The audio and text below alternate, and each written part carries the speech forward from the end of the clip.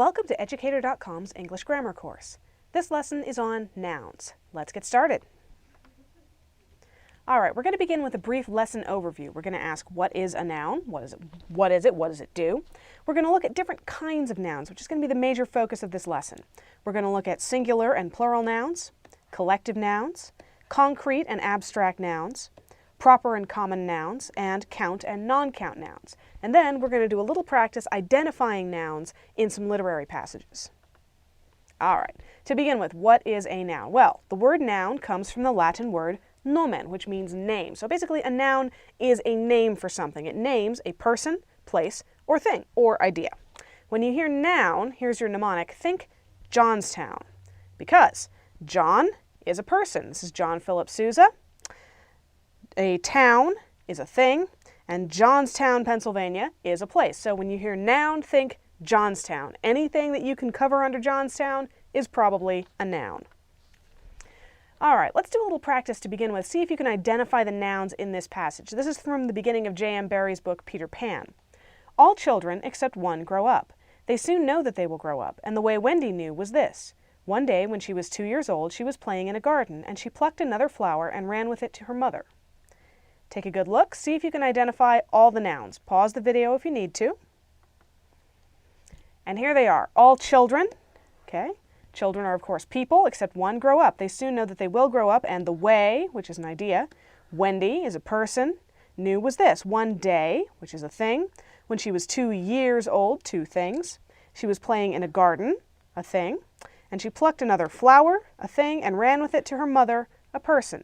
J.M. Barrie is also a person, and Peter Pan is a fictional character, but in the book, he's a person. So those are nouns as well. Now, one of the first things you need to know about nouns is that they come in both singular and plural forms. Singular nouns name only one person, place, thing, or idea. Plural nouns name more than one of the same person, place, thing, or idea. Now, there are irregular nouns that have irregular plurals, but plural nouns are usually formed by adding s or es to the end of a singular noun. Let's look at a couple of examples. All right, one cat. We've got one cat lying on the carpet there. We add s to the end when we've got two cats. Okay, pretty simple. Most nouns behave this way. But if the noun ends with an s sound, such as glass, then you add the es and the syllable es on the end. So glass becomes glasses because you have more than one. That's basically how you turn a singular noun into a plural for almost every noun in English. All right, what about collective nouns? Collective nouns are a special kind of noun that name a class or a group. They are a single entity composed of one unit with multiple parts, usually multiple very similar parts. Collective nouns are usually treated as singular. You act like they're singular nouns even though they describe a group of several things. These nouns are also called group nouns because they describe groups. Now, what am I actually talking about? Well, you might look at a noun like team. A team contains multiple units that are similar. It contains multiple people, like this soccer team. Okay, similarly, a choir contains multiple singers, but it's treated as a singular noun. We say one team, one choir. I sing in a choir. It's singular, even though it's a group of multiple things. So collective nouns are a little tricky, but that's how they work. All right, now we come to concrete and abstract nouns. Concrete nouns names things that you can experience with your senses. So, for example, dog. You experience a dog with your senses. You see the dog, you hear the dog barking, you smell the dog, you feel the dog. Your senses pretty much tell you everything you need to know about the dog. Or motorcycle, or water. Abstract nouns, by contrast, name qualities or ideas that you can't experience with your senses, such as hope or peace, or happiness, abstract emotions or philosophical concepts. Now, how does this actually play out? Concrete nouns include concrete, which is how you remember what a concrete noun is. You can experience concrete with all your senses. Or blanket. Again, you can touch it, you can see it, you can smell it, you can hear it. Well, you can hear it if someone drops it on the floor. Truck, fire, apple, all things that you can experience with your senses. Very concrete, right there in the moment with you. Abstract nouns, by contrast, happiness, mercy, justice, surprise, or beauty. Most people would agree that these things exist, but they're not things that you can touch, things that you can see, things that you can hear. Your senses don't tell you a whole lot about them, so they are abstract nouns. And again, these can be singular or plural. You can have one surprise, two surprises. You can have one blanket, two blankets. But you can also have concrete, which you don't really count. All right, proper and common nouns. Proper nouns name specific people, places, and things, such as William Shakespeare, City of Tokyo, or Harvard University. Common nouns, by contrast, name general people, places, and things. So instead of William Shakespeare, you have playwright. Playwright could be any playwright. William Shakespeare is one. Tokyo becomes city, or Harvard University becomes school. Now, the way to tell a proper noun from a common noun is that proper nouns are usually capitalized and common nouns are usually not, unless they're the first word in the sentence, in which case you always capitalize the first word in the sentence. Proper nouns are almost always capitalized, except for people like E.E. Cummings or K.D. Lang, who insist on spelling their name with lowercase letters. But aside from exceptions like that, proper nouns are capitalized and common nouns are not, unless they're at the beginning of a sentence. Let's look at a couple of examples. Albert Einstein. One person, an utterly unique person, so you capitalize his name, Albert and Einstein, as opposed to scientist, which is the common noun version, could refer to any scientist. Similarly, the Mona Lisa is a painting, it's unique, if you use a proper noun for it, you capitalize it, as opposed to just plain old painting, which could be any painting. Now, count and non-count nouns. These actually trip a fair number of people up. Count nouns, quite simply, are things that can be separated and counted, like tree or book or box. You can say one tree, two trees, three trees. Notice that count nouns can be plural. Non-count nouns name things that cannot be separated and counted, like air or sadness or music. You don't say one air, two airs, or one music, two musics. It just doesn't make any sense. You say more music, more air, less air, because they're non-count nouns. You can't break them up. Count nouns can be made plural, one, two. Non-count nouns cannot. Major difference between them.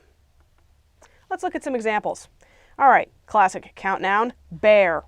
If you run into a bear, you are very aware of how many bears there are. One bear, two bears, okay, it might be time to run. Water, on the other hand, you never say one water, two waters, unless you're an American and you're talking about bottles of water. And what you actually should be saying is one bottle, two bottles. But if you're actually just talking about the drippy wet substance, you say water. More water, less water. You can't count it. So bear is a count noun and water is non-count. All right, let's apply this. See if you can find the nouns in this passage and tell what kind they are. I consider that a man's brain originally is like a little empty attic, and you have to stock it with such furniture as you choose. A fool takes in all the lumber of every sort that he comes across, so that the knowledge which might be useful to him gets crowded out, or at best is jumbled up with a lot of other things, so that he has difficulty in laying his hands upon it. Now the skilled workman is very careful indeed as to what he takes into his brain attic. He will have nothing but the tools which may help him in doing his work. This is a quote from Sir Arthur Conan Doyle in his book A Study in Scarlet. Now take a good look, pause the video if you need to, see if you can find the nouns and determine what kind they are. All right, man, that's a lot of nouns. Okay, I consider that a man's brain. Now, first of all, some of you may have marked man's. You'd be wrong. In this case, man, see that apostrophe S, that possessive? That's actually acting as an adjective, modifying brain. So we're not counting it as a noun for the purpose of this exercise because it's doing the job of an adjective. And we'll get to adjectives in a later lesson. Brain, however, is a thing. It's a count noun, one brain, two brains. It's concrete. You can experience a brain with your senses, usually if you cut it out of the animal it came from. So brain is a noun. Originally is like a little empty attic. Once again, a concrete noun, singular, and also it's not abstract, it's not collective, it's attic. And you have to stock it with such furniture. Oh, there's a non-count noun. You don't say one furniture, two furnitures. So concrete, non-count, as you choose. A fool, okay? It's a somewhat more abstract concept, but singular noun, count, takes in all the lumber, non-count noun of every sort, that's an abstract that he comes across, so that the knowledge, also abstract, you can't experience knowledge with your senses, but that's actually non-count, so it can't be singular or plural. It's always got to be singular, which might be useful to him, gets crowded out, or at best is jumbled up with a lot, abstract again, of other things. All right, that one's pretty concrete, so that he has difficulty, definitely abstract, in laying his hands, very concrete, upon it. Now the skilled workman, concrete, singular, non-collective, is very careful indeed as to what he takes into his brain attic. That's a little bit more of a metaphor. It's kind of off in its own way. He will have nothing but the tools which may help him in doing his work. Now, if you remember from our J.M. Barrie example at the beginning of this lesson, Sir Arthur Conan Doyle is a person. He is a proper noun. So is A Study in Scarlet. Study is a noun, but A Study in Scarlet as a whole is a proper noun because it's the title of a book. So we have mostly common nouns in this passage, but we do have two proper nouns in here. Let's do one more example. One hot summer's day, a fox was strolling through an orchard till he came to a bunch of grapes just ripening on a vine, which had been trained over a lofty branch. "Just the things to quench my thirst," he said. Drawing back a few paces, he took a run and a jump and just missed the bunch. Turning around again, he jumped up, but with no greater success.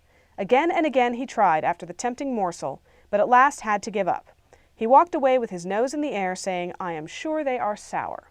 That's one of Aesop's fables, The Fox and the Grapes.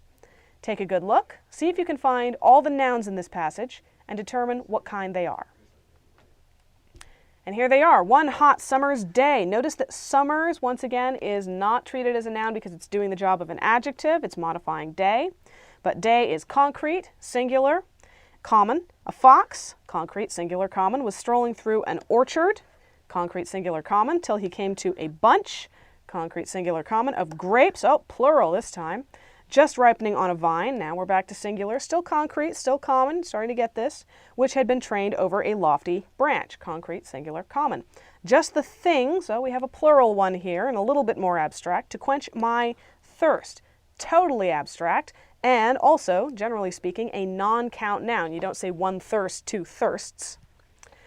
Drawing back a few paces, okay, he took a run, that's definitely concrete and singular, and a jump, and just missed the bunch.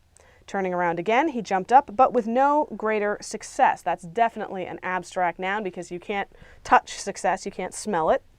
Again and again, he tried after the tempting morsel, but at last had to give up. He walked away with his nose in the air, saying, "I am sure they are sour."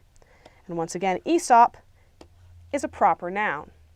So now you've got a general idea of the different kinds of nouns available in English and how to identify them. Remember, a noun denotes a person, place, or thing, or idea. And there are several different kinds, which we reviewed in this lesson. And you should now be equipped to use and identify nouns wherever you need to. And that's all for this lesson. Thank you for watching. Educator.com.